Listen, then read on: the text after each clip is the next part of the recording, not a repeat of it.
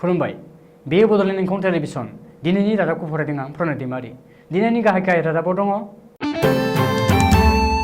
आसामनि सोलोंथाइ मन्थ्रि रनज पेगुआ एसएसएलसि आरो एचएस आनजादनि सोमोन्दै बाथ्रा बुंदों आसामनि बिधान सभानि बुंथिगिरि बिश्वजित दैमारिया थामानि मोनसिंसिं बोराइनि मुसुखा बानायगोन फाखरुद्दिन आली आहमेद मेडिकेल कलेज हस्पिटालनि डाक्टर नार्स आरो स्टाफफोरखौ 24 घन्टा खामानि मावनो थाखाय बरपेटा डिसिआ खावलायदों कर'नानि दुंहाव थासारियावबो 31 मेखौ मुलुगनाङैनो फेहेरग्रा मुवानि बेरेखा सान फालिदों सा सानजा भारत थामहिनबा नर्थ इस्टनि खायफा जायगायाव 3 जुनसिम गोबां अखा हानो हागौ हादोराव नंखाय 500 रांनि बिलाइया 31.3 जौखोन्दो बांदों चीन हादोराव फिन कर'ना भाइरासआ गाग्लोबदों एयारटेल सिम बाहायग्राफोरनि थाखाय मोजां खौरां आईपीएल 17 सिजननि आद्रा थानाय मेचफोरखौ यूएईआव खुंफुंगोन सेप्तेम्बर अक्ट'बर दाननि गेजेराव मेरिकमआ 51 केजि केटेगरिनि फाइनालाव जेनना सिलभार मेडेल मोननो हाबाय साउथनि एक्टर विजय सेतुपतिखौ बलिउड सावथुनाव नुनो मोनसिगोन दानिया आबुं रादाब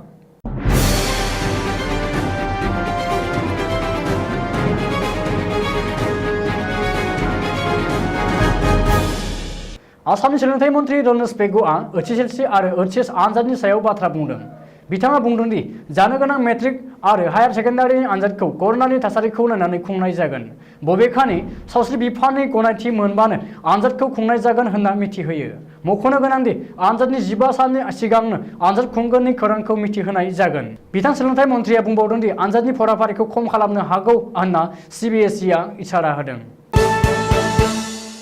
राज्य सभानि खननै एमपि जाखांनाय आरो बे समाव आसाम बिधान सभानि बुंथिगिरि बिश्वजित दैमारिया मोनसे बाथ्रा फोरमायदों बिथाङा मैया बाक्सानि लावखार ओंखाम जाग्रा बगामाथियाव थांनानै बाथौनि बोराइ मोनसिंसिं बोराइखौ खुलुमदों सुलुङाव फोरमायनाय बादिब्ला बिथाङा थामानि मोनसिंसिं बोराइ मुसुखा बानायनो थांखि लादों आरो बेनो आसाम आरो बुहुमनि गिबि थामानि मोनसिंसिं बोराइनि मुसुखा जागोन होनना बुंदों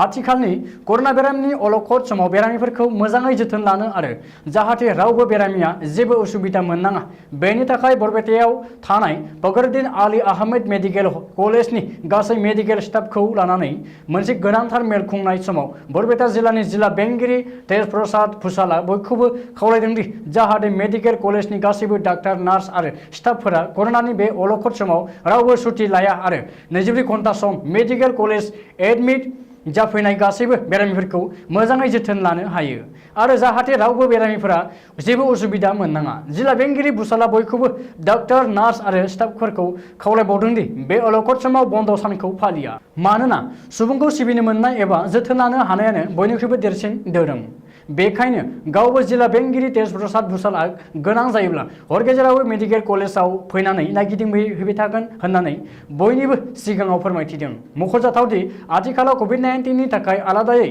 आईसीयूआव गं 134 बिसिना दं आरो बेखौ गं 15 बांहोनो लाबावबाय होननानै सुलुङाव मिथिहोदों बे मेलाव फाखरुद्दिन आली आहमेद मेडिकेल कलेज हस्पिटालनि सुपारिनटेन्डेन्ट रमेन तालुकदार बरपेटा जिल्लानि ADC Nabajit Pathak public relation information officer Bikash Sharma सा 8 गोदान डाक्टार आरो गोबां मेडिकेल स्टाफफोरा बाहागो लादोंमोन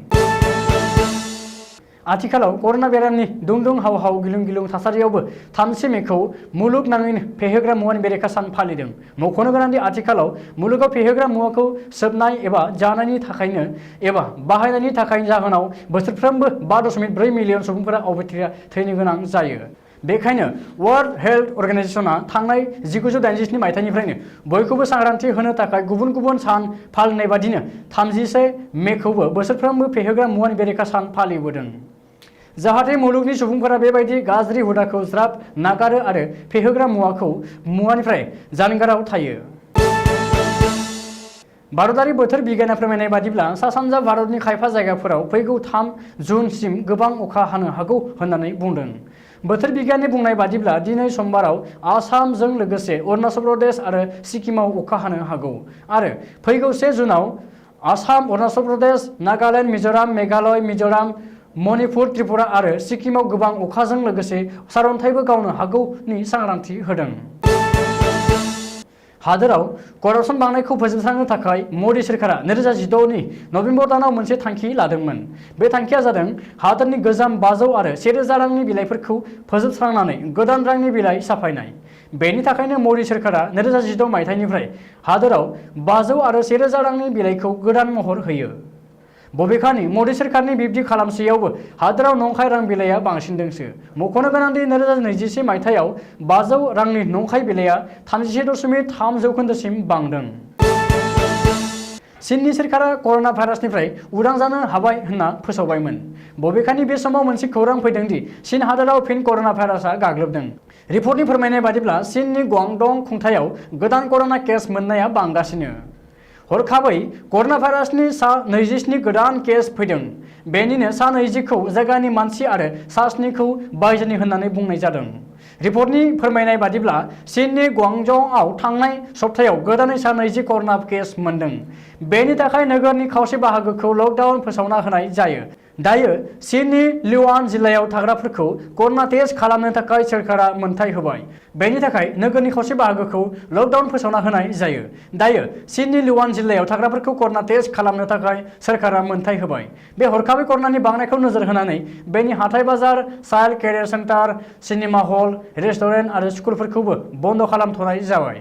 मख'नो गोनांदि बे हरखाबै जानाय कर'नाया बांसिनै 70 बैसोनि आरो बेनि सानि सुबुंफोरनाव बांसिन जादों होनना मिथिना मोन्दों।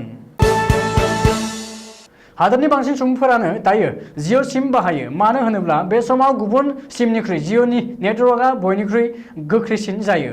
बेनि थाखाय हादोरनि सुबुंफोरा जिअ' सिमखौनो साबसिन होनना बाहायो। बबेखानि बे समाव एयारटेल सिम बाहायग्राफोरनि थाखाय मोजां खौरां फैदों। दायो एयारटेल नेटवर्कनि रेन्जखौ 10 मेगाहार्ट्जसिम बारायना होनाय जाबाय। दायो एयारटेल सिमआबो गोजान गोजान जायगानिफ्रायनो गोरलैयैनो नेटवर्कखौ मोननो हासिगोन। थांनाय सनिबार थामहिनबा 29 मे खालारखालि board of control for cricket in India सुंद'यै BCCI मोनसे स्पेसियेल जेनेरेल मिटिंनि गेजेरजों 2021 मायथाइनि इन्डिया प्रिमियार लीग जिब्रैथि सिजननि आद्रा थानाय मेचफोरखौ खुंफुंनो थिरांथा खालामबाय। मुंख'नो गोनांदि 2021 मायथाइनि IPL जिब्रैथि सिजनखौ हादोराव कर'नानि गाज्रि थासारि आरो खायफा हानजानि गेलेगिरिफोरनाव कर'नानि केस मोननायनि उनाव 4 मे खालारखालि दोनथ'नो गोनां जायो। दासिम थांनाय 2 मे खालारसिमहालागै गासै 29 मेचफोरखौ गेलेखांबाय। बेनिनो IPL जिब्रैथि सिजनखौ दोनथ'नाय समहालागै दिल्ली कैपिटल्स हानजाया मोन 8 मेचआव मोन 6 मेचफोरखौ देरहानानै पइन्ट्स टेबुलआव सेथि फारिलाइयाव दंहैयो। ओरैहाय चेन्नाइ सुपार किंग्सआ मोन 5 मेचफोर देरहानानै नैथि फारिलाइयाव दंहैयो आरो केप्टेन विराट कोहलीनि RCB हानजाया मोन 5 मेच देरहाना थामथि फारिलाइयाव दंहैयो। BCCI मोनसे प्रेस बिबुंसारनि गेजेरजों फोरमायनाय बादिब्ला सेप्तेम्बर-अक्ट'बर दानाव भारतनि बोथोरखौ नोजोर होनानै आद्रा थानाय IPL जिब्रैथि सिजनखौ 18 एबा 20 एप्रिल दानाव फिन जागायनानै 10 अक्ट'बराव फोजोबनायनि मिजिंथिनानै UAEआव खुंफुंनो थिरांथा खालामबाय। मैया थामहिनबा 30 मे खालारखालि 6 खेब मुलुगनां चेम्पियन MC मेरि कमआ 6थि एशियान बक्सिं चेम्पियनशिपनि फाइनाल बादायलायनायाव जेनबाय। 22 केजि केटेगरिनि फाइनाल बादायलायनायाव मेरि कमखौ काजाखस्ताननि नाजिम काइजायभेआ 2-3 पइन्ट्सआव फेजेनो। 37 बोसोर बैसोनि मेरि कमआ गोबां रोंगौथि थासेयावबो नाजिमखौ फेजेननो हायासै, जाय मेरि कमनि 11 बोसोर उन्दैमोन। मुंख'नो गोनांदि काजाखस्ताननि नाजिमआ गावनि हानजानिफ्राय गिबि सनानि मेडेल मोननो हाबाय। बे समाव साउथनि माखासे एक्टर एक्ट्रेसफोरखौ बलिउड सावथुनाव फाव खालामनायखौ नुनो मोन्दों। गुबुन फारसेथिं बलिउडनि खायफा एक्टर एक्ट्रेसफोरखौ साउथनि सावथुनफोराव फाव खालामनायखौ नुनो मोन्दों। मिथिनानै मोननाय बादिब्ला फैनो गोनां बलिउड सावथुन मेरि क्रिसमासआव साउथनि तेलुगु आरो मालायालामनि एक्टर विजय सेतुपतिखौ नुनो मोनगोन। रिपर्टनि फोरमायनाय बादिब्ला श्रीराम राभागाननि दैदेननायाव ओंखारनो गोनां मेरि क्रिसमासआव सावथुनाव साउथ एक्टर विजय सेतुपतिनि अनगायै बलिउड एक्ट्रेस कैटरिना कैफखौ गाहाय आखुआव नुनो मोनगोन।